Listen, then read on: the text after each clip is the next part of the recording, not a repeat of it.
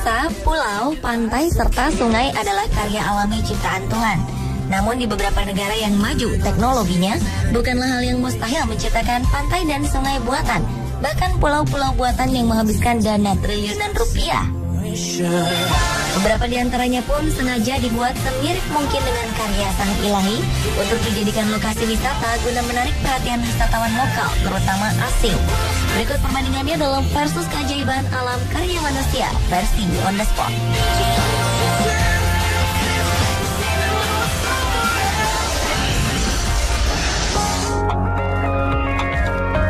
Menikmati keindahan pantai tanpa harus terganggu cuaca? Ya, inilah sensasi yang diberikan oleh beberapa pantai buatan, lengkap dengan ombaknya.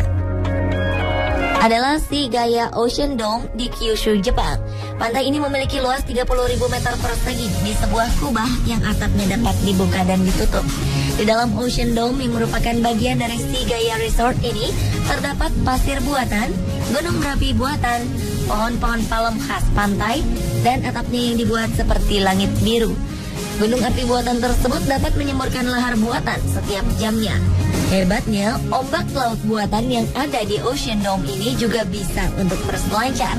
Tak hanya itu, temperatur udara di pantai ini juga diatur sedemikian rupa sehingga mirip dengan temperatur pantai sungguhan, yakni sekitar 30 derajat Celcius.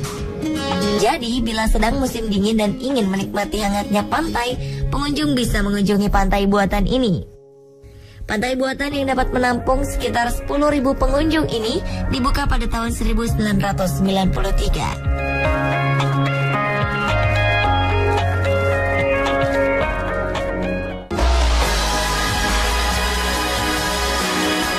Tak hanya di Jepang, pantai buatan juga terdapat di Jerman, tepatnya di Krausnick yang bernama Tropical Island.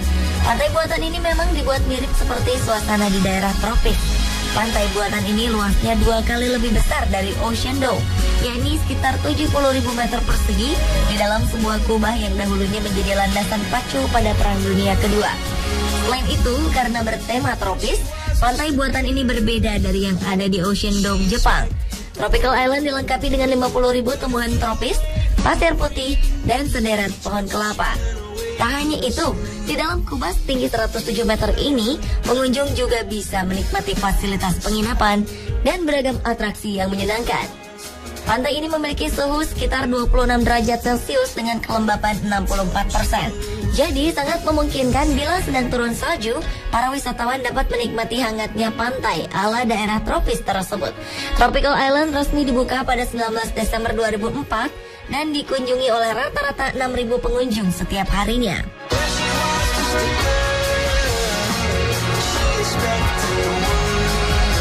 Pantai buatan berikutnya terletak di Brisbane, Australia, bernama Southbank Parklands.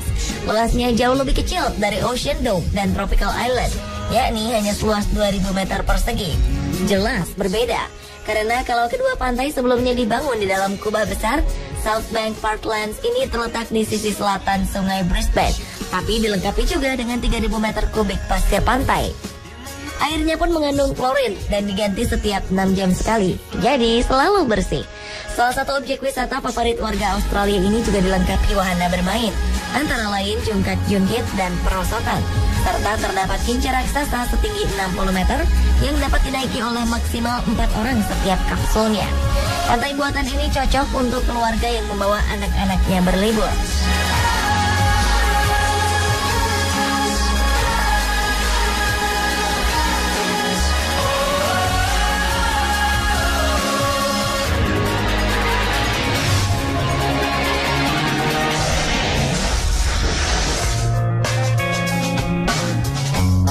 Pulau sejatinya adalah karya alam ciptaan Tuhan. Namun apa jadinya bila dengan segala teknologi dan kemampuan manusia, mereka mampu menciptakan pulau buatan yang menakjubkan?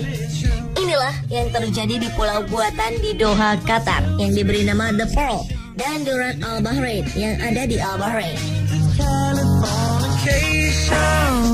The Pearl yang juga biasa disebut Pearl of Gold merupakan pulau buatan yang berbentuk seperti rangkaian mutiara dan berlian seluas 4 juta meter persegi di Doha, Qatar. Pulau yang memiliki 6 jalur highway ini berjarak 20 km dari Doha International Airport. Biaya awal pembuatan pulau ini di tahun 2004 mencapai 2,5 miliar dolar Amerika atau sekitar 29 triliun rupiah. Dipercaya bahwa proyek ini akan menelan total biaya sekitar 15 miliar dolar Amerika atau sekitar 178 triliun rupiah. The Pearl merupakan tempat pertama di Qatar yang tersedia untuk kepemilikan gratis untuk warga asing. Pulau ini dihuni oleh sekitar 40.000 orang dengan berbagai fasilitas yang sangat lengkap, seperti apartemen, 3 hotel mewah, dan fasilitas hiburan lainnya. Setelah sepenuhnya selesai, pulau yang berada 32 km dari garis pantai ini akan digunakan sebagai perumahan bagi sekitar 15.000 penduduk dari 32 km dari garis pantai baru.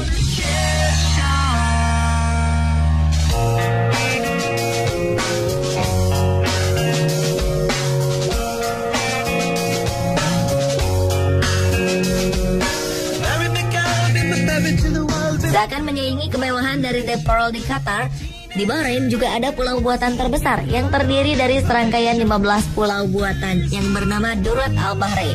Pulau buatan ini lebih luas dari The Pearl, yakni sekitar 20 juta meter persegi. Namun biaya pembuatannya lebih kecil dari The Pearl, yaitu sekitar 6 miliar dolar Amerika atau 71 triliun rupiah. Pulau ini mampu menampung 60.000 penduduk dan dilengkapi dengan hotel-hotel mewah bintang 5, lapangan golf 18 lubang, 12 jembatan, dan marina. Marina ini akan mencakup lahan seluas 700.000 meter persegi dengan biaya pembangunan sekitar 1,3 miliar dolar Amerika atau sekitar 15 triliun rupiah. Namun pekerjaan proyek ini sempat terputus pada bulan Februari 2008 karena sengketa pembayaran gaji lebih dari 1.300 pekerja. Mereka sempat melakukan aksi mogok menuntut gaji yang lebih baik.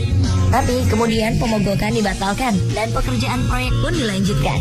Pulau yang diberi julukan The Most Perfect Pearl atau mutiara yang paling sempurna di Teluk Arab ini merupakan pembangunan bersama yang dimiliki oleh pemerintah Bahrain dan Kuwait Finance House.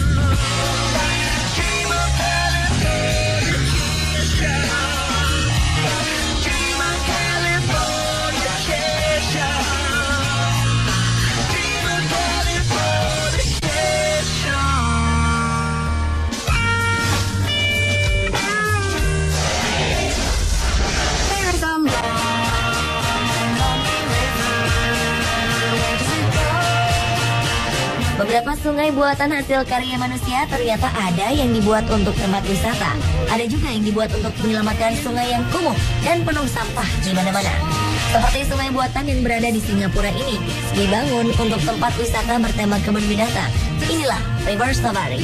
Sungai buatan ini dibangun pada tahun 2007 di atas lahan seluas 1,2 hektar dan diresmikan pada 3 April 2013. Sungai ini dijadikan tempat wisata dengan konsep kebun binatang dengan koleksi 5.000 spesies hewan sungai dari berbagai belahan dunia, seperti ikan lele raksasa Mekong yang langka,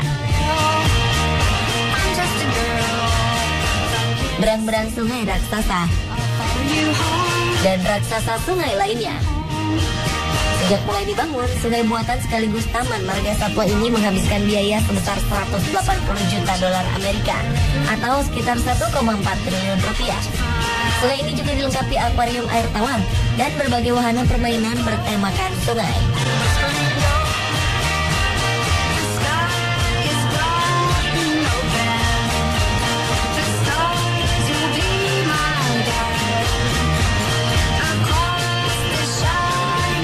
Berbeda dengan River Safari yang sengaja dibuat untuk tempat wisata sungai yang diisi berbagai hewan habitat sungai, di Korea Selatan dibuat sungai buatan yang dahulunya merupakan daerah kumuh. Adalah Sungai Changgichan di Seoul, Korea Selatan. Sungai sepanjang 6 km ini dulunya kawasan kumuh dan menjadi tempat pembuangan sampah bagi banyak orang. Selain itu, pada tahun 1970-an, kawasan ini berubah fungsi menjadi salah satu simbol modernisasi Korea Selatan, di mana di sisi-sisinya dipasang ratusan tiang pancang dan beton untuk pembangunan jalan layang. Namun pada 2003, kawasan ini disulap menjadi sungai buatan yang menjadi daya tarik wisatawan yang datang ke Seoul. Di sungai ini juga terdapat museum yang menampilkan sejarah proses perubahan sungai dari masa ke masa melalui foto-foto yang dipajang. Di sungai ini dipasang pula ornamen-ornamen cantik yang menarik wisatawan lokal maupun asing. Pengunjung yang datang juga tidak dipungut biaya. Bagaimana pemirsa? Apakah Anda lebih menyukai river safari yang dipenuhi berbagai macam hewan sungai, atau sungai Changi-chan yang dipenuhi ornamen-ornamen cantik?